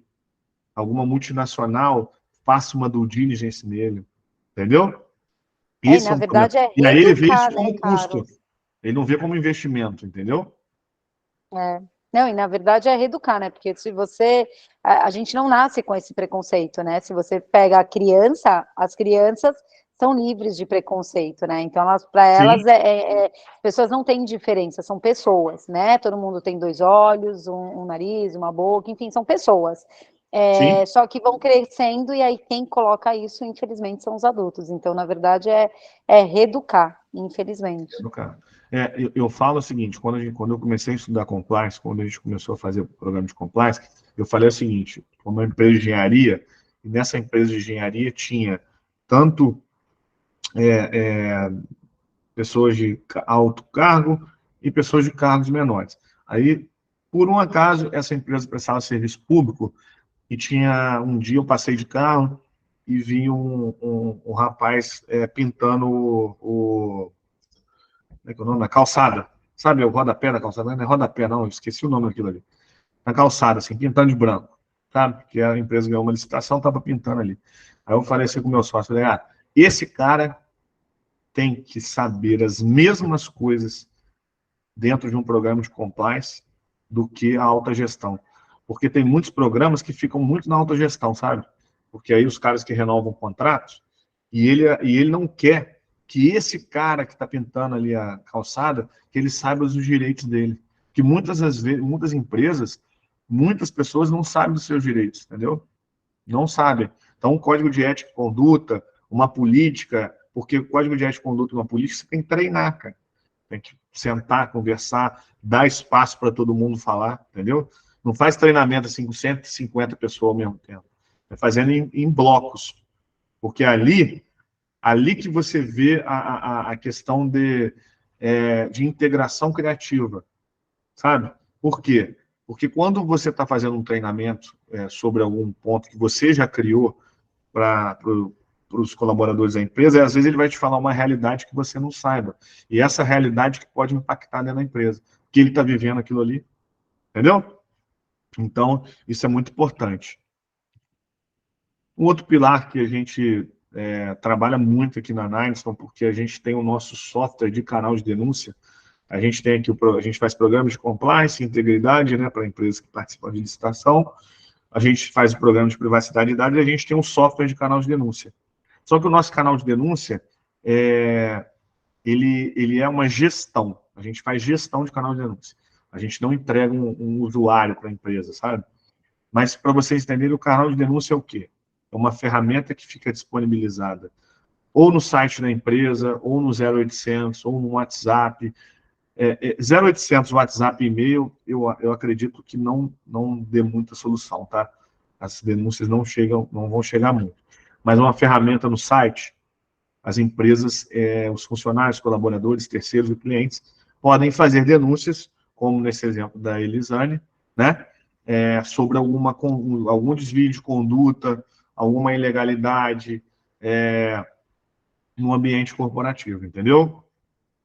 Então, o canal de denúncia é uma ferramenta que antes era vista como boa prática, né? Empresas que têm canal de denúncia demonstram ter boas práticas, né? Porque você está ali dizendo que, ó, qualquer problema que você tiver, manda lá no canal de denúncia. Você viu uma fraude, manda no canal de denúncia. Você viu um assédio, manda no canal de denúncia, enfim. E aí, agora a gente tem a lei do Emprega Mais Mulheres, né?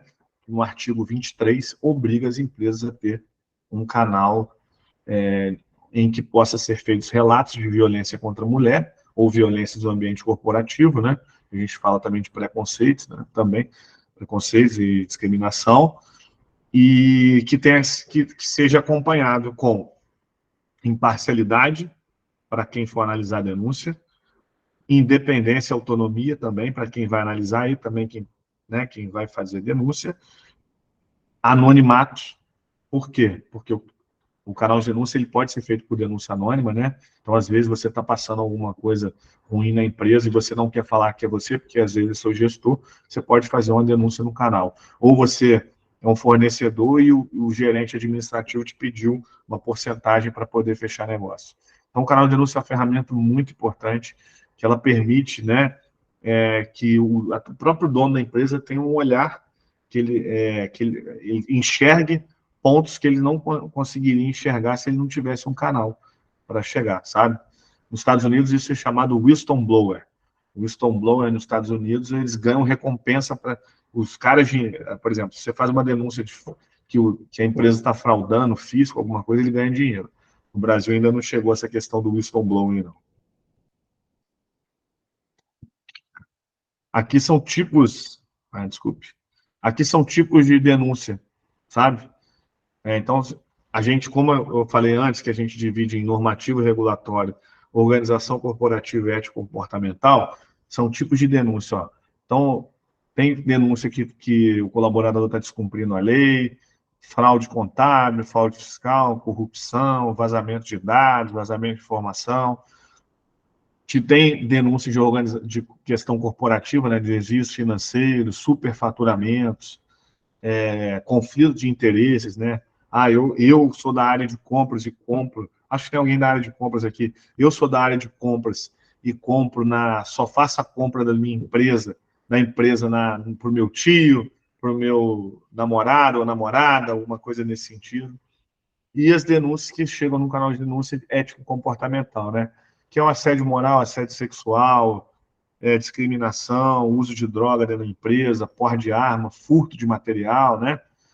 Aqui a gente botou uma questão de sabotagem, que às vezes tem uma questão também de pessoas que não se dão bem no ambiente de trabalho e ficam inventando questões relacionadas a outros colaboradores. Para que você tenha um canal de denúncia, tem que ter uma investigação corporativa. E essa investigação corporativa, ela perpassa por exemplo, chega uma denúncia de assédio sexual, como o Arlon falou a última vez, que é a Márcia trabalha numa empresa em que toda semana o gestor dela fica cantando ela, falando um monte de coisa para ela. Ela faz uma denúncia anônima dizendo, ó, fulano de tal fica brincando assim comigo, fala que eu sou isso, que eu sou aquilo, fica me chamando de bonita, que eu tô com um corpo bonito, que lá em casa, ou benza a Deus, ou lá em casa, essas coisas, toda semana. Aí ela manda uma denúncia.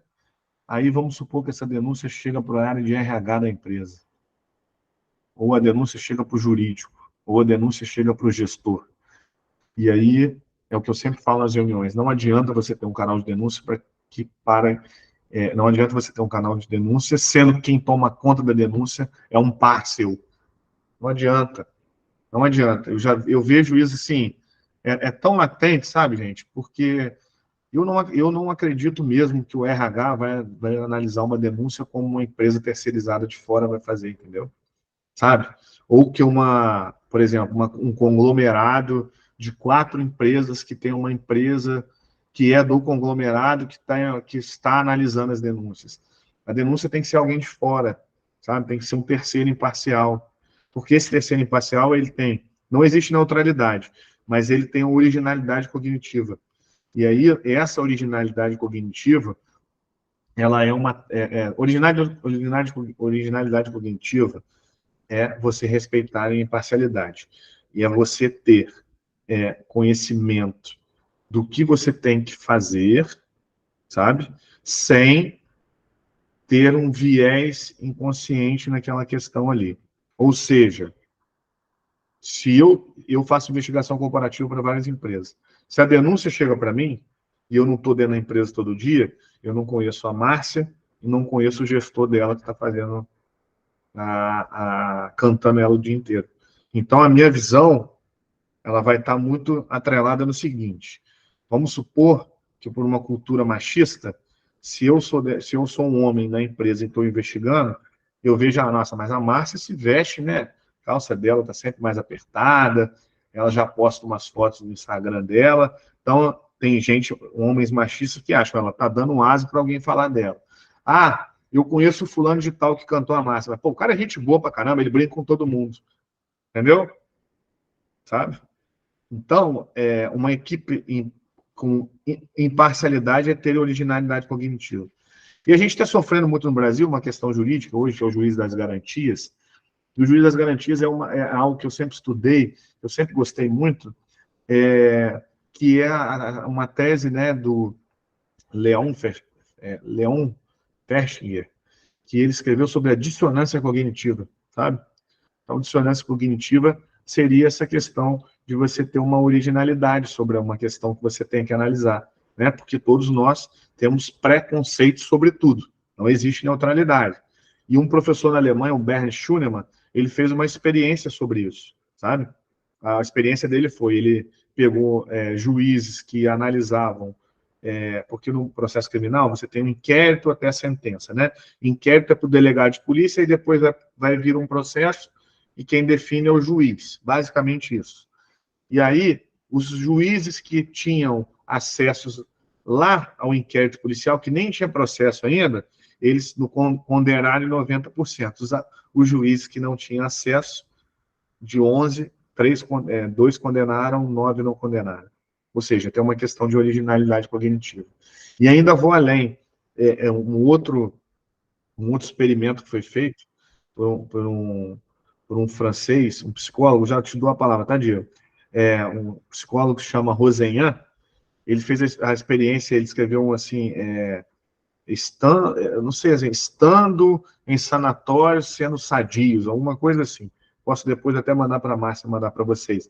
A experiência que ele fez foi o seguinte: 7 psicólogos, 7 a 10 psicólogos, foram em sanatórios e fingiram esquizofrenia. Tá? Desses 7 a 10, fingiram esquizofrenia. São pessoas sadias, que não tinham esquizofrenia. Eles fingiram esquizofrenia e chegaram nos sanatórios e fingiram esquizofrenia.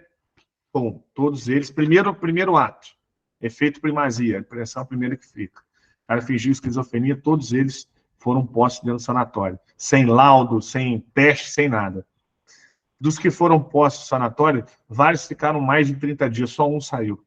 Que a experiência era o quê? Finge esquizofrenia e depois você começa a agir normalmente.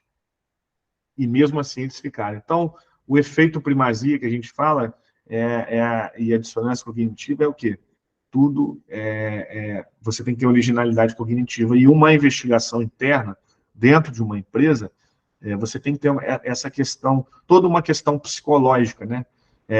Até mesmo nessa questão dos whistleblowers, saiu agora no dia 23 de junho, foi o dia do denunciante, né? Os números dos denunciantes são, assim, péssimos. Sim, as pessoas têm medo de denunciar, né? As pessoas têm medo de denunciar condutas dentro das empresas. E é um estudo da Transparência Internacional, quem tiver oportunidade, a Transparência Internacional fala de índice de corrupção, enfim. E ela publicou um estudo agora dizendo assim, as empresas têm canal de denúncia, têm profissionais, têm uma estrutura, tem todo um procedimento, mas não funciona, porque quem investiga são seus pares, e aí não adianta, né? A gente não tem essa originalidade cognitiva. Pode falar, Diego. Opa, boa noite. Só um minuto, pai. Sim, microfone. Aí, tá escutando? Espera, desliga seu áudio.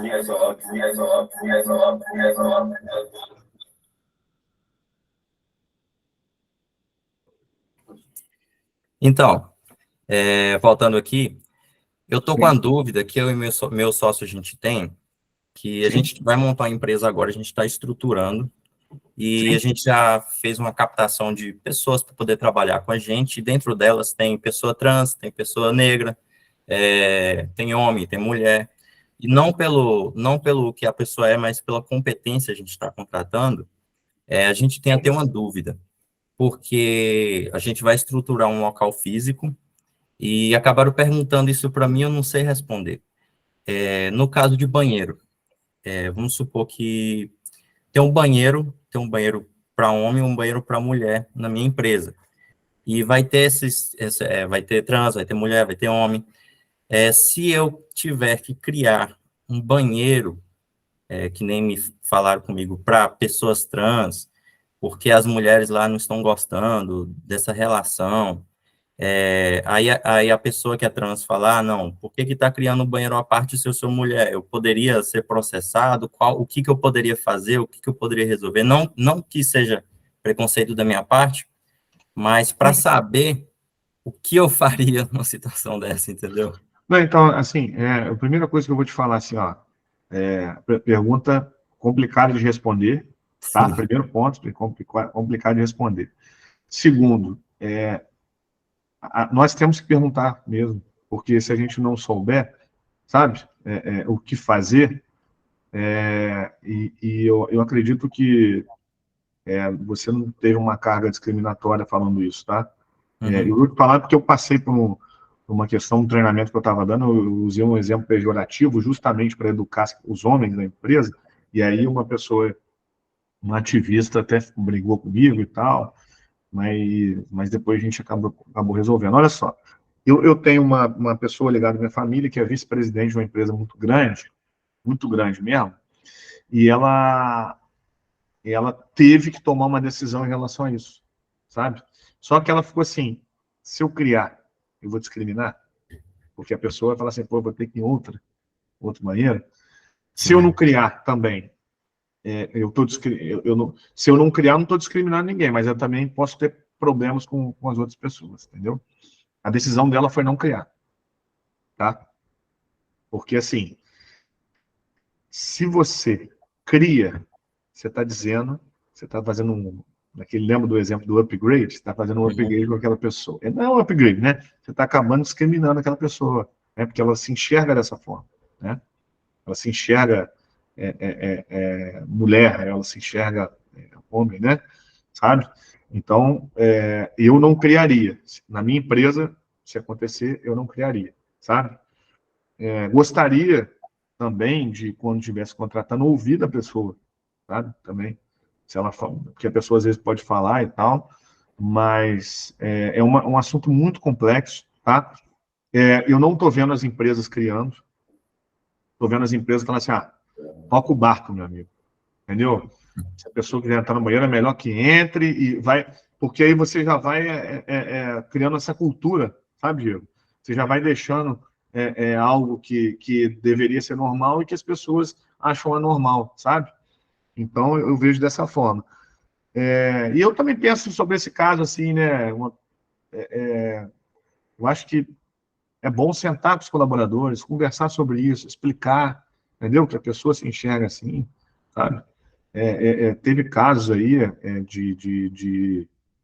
que não deixaram pessoas entrar, né, trans, entrar num banheiro de faculdade, se deu um escândalo danado, deu processo, deu crime, caramba, que foi considerado transfobia. Teve a questão de agressões dentro dos banheiros, que foi, assim, pior ainda.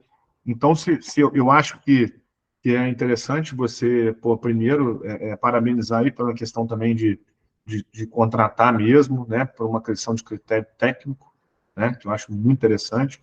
As empresas, eu não sei se é uma empresa muito grande, tá? Mas as empresas muito grandes, com 1.000, 2.000 funcionários, já era uma realidade que eles não tinham que estar contratando por critério técnico, eles tinham que estar contratando para você equalizar a diversidade e inclusão dentro da empresa. Agora, se você está fazendo isso também, eu acho muito interessante, independente de quem seja, porque não é muito usual dentro das empresas. Mas, a minha opinião, e aí as pessoas, eu vou dar a palavra para a Ilka e depois para a Elisane, porque pela ordem, se as pessoas discordarem e trouxerem alguma ideia, né? Eu, se fosse você, pelo menos a minha visão, eu não faria isso, tá? Então, porque eu acho que seria um preconceito, assim, sabe? Uma Ilka. Né, então, Carlos, para complementar, eu entendo que aí vai naquela linha, né, mais uma vez, das empresas treinarem, educarem as pessoas, né, e não apenas cumprir a meta, né, ou de repente, como o Diego, não estou dizendo, né, que ele está cumprindo a meta, mas, por exemplo, no caso dele, né, ele que vem, né, tá abrindo uma empresa, já tendo esse olhar, dando essa abertura, né, para a diversidade, enfim, que todos, né, têm direito, não tem que ter discriminação, treinar, né, todos os funcionários para que isso fortaleça as pessoas cada vez mais parem, né, com esse preconceito, enfim. E aí, entrando na questão do canal de denúncia que você falou que, né, as pessoas não fazem muita denúncia porque tem medo. Na minha percepção, e por favor, me corrija se eu estiver equivocada, mas eu entendo que também não tem um treinamento por parte das empresas para explicar o que é o canal de conduta, quem são os responsáveis em receber, em tratar, e o desfecho, né? E quem é o responsável, quais são os passos, né? No sentido de identificar que realmente é procedente ou não aquela denúncia, quais são os passos a serem seguidos por parte da empresa. Pelo menos eu não me recordo de todas as empresas que eu passei, no momento que você entra na empresa, ou posterior, que depois você está durante a empresa, ter uma reciclagem, um reforço, de explicar o que é o canal. É informado que tem um canal de denúncia, mas em momento algum é orientado no detalhe, sabe? Então, para que ele serve? Quem que são os responsáveis? Como que vai ser o Sim, sim, tratamento? No mas caso de eu uma vou te falar, denúncia, né? fazendo merchan aqui, tá? O meu canal de denúncia, ele é formulário no site, lançamento do canal de denúncia, plano de comunicação e fomento todo mês para o RH, palestras, algumas vezes, algumas palestras, tá? Muito bom. Não adianta, você tem por ter, não dá. Então, o que eu vejo? Entendeu? As Porque empresas hoje, elas entregam o usuário para alguém tomar conta. E isso não tem cabimento, porque, primeiro, porque às vezes o usuário ele não vai ter, ele não sabe sobre governança corporativa, ele nunca fez um programa de compliance na vida dele, entendeu? Às vezes é um advogado que vai saber das questões jurídicas, mas as questões de conflito de interesse e as questões procedimentais, entendeu? Então, eu tenho na minha equipe, por exemplo, engenheiro de produção, psicólogo, assistente social, por quê? Porque em alguns momentos a gente vai ter que ter uma carga de interdisciplinaridade muito grande. Se for só denúncia criminal, tá tranquilo, eu saberia fazer. Então, assim, na minha empresa a gente cria um manual do usuário, a gente treina todo mundo. A mesma coisa do canal do Código de Ética. Adianta lançar um canal para 200 pessoas de uma vez? Não adianta, porque vai chegar canal picuinha ou não vai chegar nada, entendeu? E não adianta você não mostrar as questões de imparcialidade, da originalidade cognitiva, não tem como, entendeu? Aí é um canal que vai ser o seguinte, ó, não vai chegar nada, ao mesmo tempo vai tudo continuar acontecendo dentro da empresa, tá entendendo? E tá todo mundo bem, tá tudo tranquilo, até que o dono da empresa tenha um problema de fraude. Até algum comprador tá fraudando, porque aí, quando mexer no financeiro, o que vai acontecer? O dono da empresa fala assim, pô, esse canal aqui não funciona, cara. Entendeu? Um canal de denúncia, gente, é o seguinte, o canal de denúncia tem que chegar de 3% a 5% de denúncia por mês. Se não chegar, porque o canal não é bem feito, não é fomentado. Ou você tem problema de fomento, ou você tem problema de as pessoas terem medo de denunciar. Entendeu? É isso. Elisânia. Falar sobre a pergunta do Diego. Primeiro quero parabenizá-lo, né, por criar uma empresa tão diversa, com colaboradores diversos, e falar para ele não criar esse terceiro banheiro. Por favor, não crie, porque os colaboradores trans não vão se sentir à vontade. Eu vou explicar por quê. Porque, por exemplo, eu sou uma mulher cis porque eu me identifico com o meu sexo de nascimento. Então, por que que eu tenho o meu banheiro e o homem cis tem o banheiro dele e a pessoa trans, que é uma mulher trans, que se identifica como mulher, pode usar o mesmo banheiro de um homem trans? Então, por que que ela não pode usar o meu banheiro e ele não pode usar o banheiro masculino? O que eu diria para você, ou você faz 2 banheiros, que seja exclusivo para todos os seus funcionários, independente qual que ele vai usar, ele usa o que ele se sentir à vontade, ou você coloca ele e ela, como a gente vê aí, e os funcionários que se identificam, você faz uma reunião e vai falar, ó, o funcionário que se identifica do gênero feminino vai usar o banheiro feminino. E o funcionário que se identifica com o gênero masculino vai usar o banheiro masculino, porque a sua empresa é diversa e a sua empresa tem que falar sobre a diversidade. Vai ter pessoa com PCD, vai ter pessoa preta, então tem que falar sobre isso. E primeiro que a pessoa vai chegar lá e ver esse banheiro, ela já vai se sentir incluída, ela vai se sentir dentro daquele recinto, ela vai se sentir abraçada e acolhida também. Então, não crie, por favor, o terceiro banheiro, tá, Diego? Ótimo aí, viu uma pessoa com experiência, que a Elisane trabalha com a comunidade LGBTQIPN+. Acertei? Né? Isso, acertou. Aham. Botei o PN. Obrigada. Fiz um curso com a Elisane esses dias aí. Gente, o Diego, você quer falar mais alguma coisa, meu caro? Não, não. Tá, tudo bem, já tirei minhas dúvidas já. Faça uma roda de conversa com os colaboradores e aí eu acho que você consegue bater um papo com eles. Gente, treinamento e comunicação é um outro pilar do programa. Tudo a gente treina, tudo a gente comunica. Senão o programa não anda, entendeu? Se a gente não educar e falar sobre os trabalhos, né, o que a gente tem desenvolvido, não adianta. Então, tudo que a gente lança de ferramenta, a gente tem que treinar e comunicar. Due diligence. Então, assim, a due diligence, ela tem 2 mecanismos.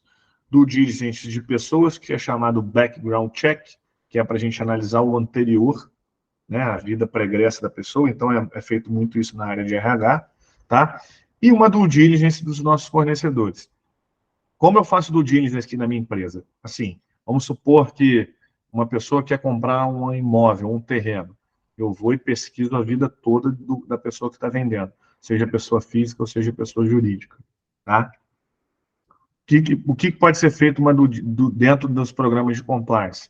Então, são várias formas de fazer. A gente tem due diligence de finança, due diligence de operações, due diligence jurídicas, due diligence de compliance, due diligence de integridade, né? Que é a gente verificar as informações e avaliar os riscos para a empresa e para os negócios da empresa, entendeu? Vou dar um exemplo aqui. Uma due diligence que ficou muito latente. O pessoal gosta de futebol, as SAFs, né, que são as sociedades anônimas de futebol, né? Agora muitas empresas, muitos times de futebol foram comprados, né? E aí, nessa compra, nesse processo de compra, o que foi feito? Os compradores analisavam todos os negócios da empresa, quem trabalhava lá, se a empresa tinha dívida, quanto de passivo fiscal a empresa tinha, se a empresa tinha processo ou não. Então, eles fizeram um processo de verificação de informações sobre a empresa para poder comprar. Entendeu? E para o Arlon é legal que a gente estava propondo esse dia no grupo de governança corporativa que a administração pública deveria fazer ranqueamento de fornecedores, né? Mandar questionários para ver se esse fornecedor tem canal de denúncia, se ele tem um código de ética, se ele tem política anticorrupção, para que, né, fique latente essa questão de anticorrupção na empresa, entendeu?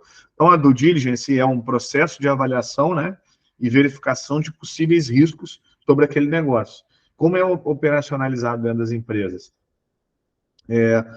Algumas empresas mandam questionários, né, para Eu não sei se alguém já trabalhou, né, com multinacional aí. Multinacional manda muito questionário. Ah, você tem ISO 9001, você tem política de segurança da informação, você tem política de segurança do ambiente de trabalho, qualidade, você tem jovem aprendiz, você tem jovem aprendiz, tem adolescente trabalhando com você, enfim, você está respeitando as leis ambientais com base na ISO 14001, enfim. Então, são várias perguntas que são enviadas e as empresas têm que responder os questionários, entendeu? Agora, tem due diligence de investigação, né, que é investigar, por exemplo, um fornecedor na hora de fazer um contrato também. Tem empresa que só faz isso, né? Tem empresa de compliance que ela só é empresa de due diligence. Ela só faz isso, ela só faz esse pilar. Então, por exemplo, você compliance software da empresa, você contrata para fazer só isso. Eu faço, às vezes, relatório para várias empresas muito grandes, entendeu? Porque o que acontece? Existe mineração de dados, né? Que é o quê? Você joga o CNPJ dentro do software e o software pega todos os dados que são públicos, né? Receita Federal e tal, bum, te dá um espelho dos dados. Aí, o que acontece? Esse relatório, você analisa ali, aí você vê, tem processo? Não. Tem dívida no fisco? Não. Tem pessoa politicamente exposta, né? Tem algum político, né, na empresa? Não. E aí você faz um relatório de risco, né? Então, eu tenho uma ferramenta aqui, eu pesquiso CPF ou CNPJ, todas as ferramentas de mineração de dados públicos, eles me dão minha ferramenta me dá todas essas informações e eu crio ali um relatório de risco, com base nessa matriz de risco aqui, ó. Eu vou fazer esse relatório aqui, ó. Isso aqui, eu vou explicar, ó, tem um risco financeiro, tem risco reputacional, tem risco jurídico e tal. E aí, voltando no Edgar, foi isso que as empresas, depois da Lava Jato, começaram a fazer. Entendeu? Para que elas não tivessem problemas. Tá certo? Ninguém quer contratar com ninguém que tem trabalho escravo, ninguém quer contratar com ninguém que tem racismo, que respondeu por uma homofobia, que teve problemas de assédio, enfim. Tá? Serve também na hora de contratar, sabe, background check também. Por exemplo, eu tenho uma área de licitações, eu vou contratar um colaborador que responde por improbidade administrativa, tem sentido isso, né? Improbidade administrativa é quando você responde por ter praticado algum problema administrativo. Pode falar. Ô, Carlos, só dá um exemplo aí. Tem alguns clientes aqui na live, né? Meus, inclusive, que sofreram essa coisa da diligência do cliente, né? Então, quando o cliente vai numa fábrica que analisa ali se a máquina oferece risco para o colaborador, se o colaborador está usando o EPI ou não, quais são as condições de trabalho que aqueles colaboradores têm ali, normalmente fábrica, né? É isso. E às vezes a empresa acha, nossa, eles vieram aqui caçar pelo em ovo, colocaram um monte de não conformidade para a gente poder regularizar, para a gente continuar fornecendo. Então, para que as pessoas entendam, né? É isso que eles estão fazendo, uma diligência, seja por um auditor contratado, um terceiro, ou até mesmo o cliente. Ele vem ali com o checklist dele, ele passa na fábrica olhando vários pontos. Ah, tem produto vencido aqui na prateleira, isso não pode, não conformidade. O operador estava com o uniforme rasgado, não conformidade. Colocou o EPI, né? Exato. Então, olha só, Márcia, para você ter uma noção, a gente está vai publicar um código de ética de uma contabilidade agora, porque a contabilidade é bem grande, e quando eu fui falar para elas de pessoas politicamente expostas, o que as pessoas politicamente expostas poderiam fazer em relação a ela ficou desesperada, porque ela tem muito cliente assim, né? Então, assim, muitas empresas grandes hoje, para fazer negócio, eles criam. Quer ver? Empresa de segurança, medicina do trabalho. A gente faz a LGPD dos maiores do Brasil aqui. São muito grandes. Eles estão em quase todos os estados do Brasil. Eles receberam uma due diligence de 130 perguntas de uma multinacional, só relacionadas à LGPD. Só relacionadas à segurança da informação. Entendeu? Então, o compliance, né? o compliance das multinacionais, elas estão irradiando para as empresas que prestam serviço para grandes empresas, né? Então, Exato. assim, a ferramenta é a due diligence, o questionário são as due diligence, entendeu? E dentro do programa, como o programa é dinâmico, a gente tem sempre que monitorar, revisar e fazer auditorias, né? Então, o monitoramento, ele sempre acontece. Então, se a gente treinou, por exemplo, monitoramento, treinou a área de relacionamento com o cliente, ou a área de relacionamento com o cliente público. Veio uma nova lei que modificou uma questão operacional, a gente tem que voltar e treinar, a gente tem que revisar os processos. Criamos um controle interno para definir aquele problema ali. Né? Criamos um controle interno para definir aquele problema, mas burocratizou muito, está dando um trabalho operacional. Volta e vamos ter que treinar, refazer isso tudo de novo, entendeu? Então, o monitoramento sempre continua, sabe? E é isso, pessoal. Eu acho que a gente falou bem hoje, né? Também, se alguém tiver alguma pergunta. Só vamos fazer uma foto, Márcia, se puder hoje, né? Vamos.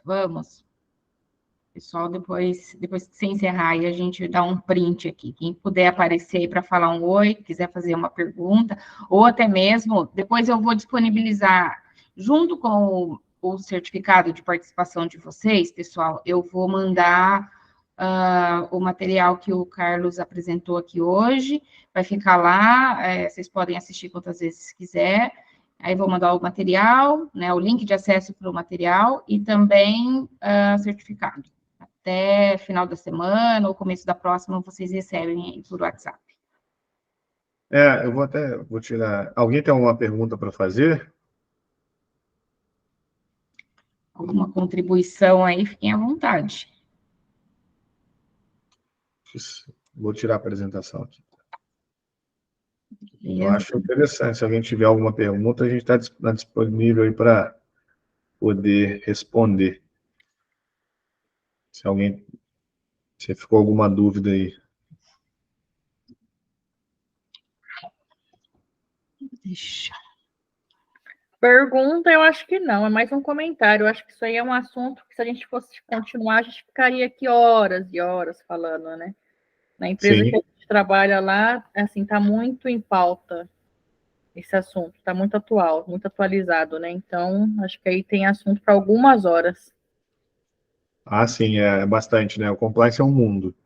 Cada pilar a gente pode destrinchar aqui, porque o programa, assim, quando a gente entra para fazer um programa, ele é demorado mesmo, né? No mínimo 12, 18 meses que a gente vai trabalhando dentro da empresa.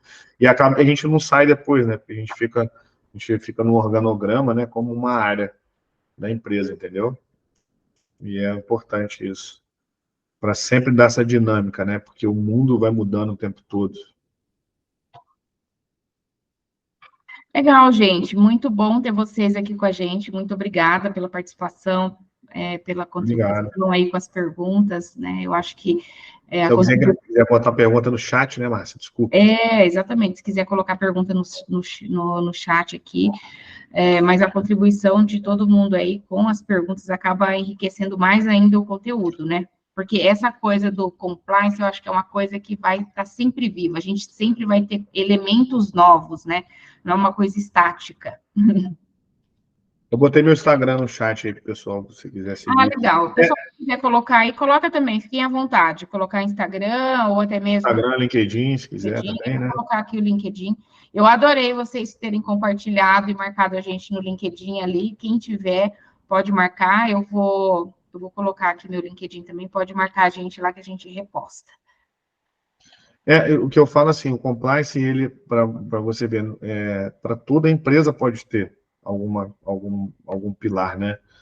Exatamente. Você não precisa, como é que se fala, fazer tudo, né? Mas toda empresa pode ter. E eu acho que é interessante as empresas, vocês, por exemplo, essa questão aí, igual que o Diego perguntou aí, eu acho que tem que tirar as dúvidas mesmo, perguntar para as pessoas, né? Para que para que você comece a educar também, né? Entendeu? Assim, não ter vergonha de perguntar, sabe? Eu acho que é importante. A gente só cresce assim, né, cara? Não tem jeito. Gente, eu acho que é isso, né, Carlos? Vamos nos despedir, então. A nossa próxima aula vai ser a nossa próxima aula desse tripé, né? A gente tem aula dia 13 sobre gestão do tempo, depois nós temos aula dia 20 com a professora Camila sobre mais de questões fiscais, mas no dia 27 nós temos a aula sobre LGPD com o sócio do Carlos, que vai fechar, então, Sim. esse tripé aí de ESG, compliance e LGPD. Aí eu aviso vocês. Gente, muito obrigado por ter pessoal que pôde participar aí, porque está todo mundo na correria, né? Eu falo sempre que o tempo, né? Hoje, disponibilizar nosso tempo para as pessoas é difícil demais.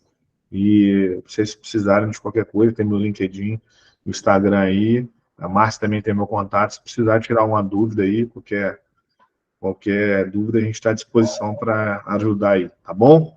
Muito obrigado a vocês todos, a todas as pessoas presentes. Tem que falar, todas as pessoas presentes. Legal, gente. Beijo aí para todo mundo. Boa noite. Boa Boa noite. noite. Tchau, boa noite. Tchau, tchau.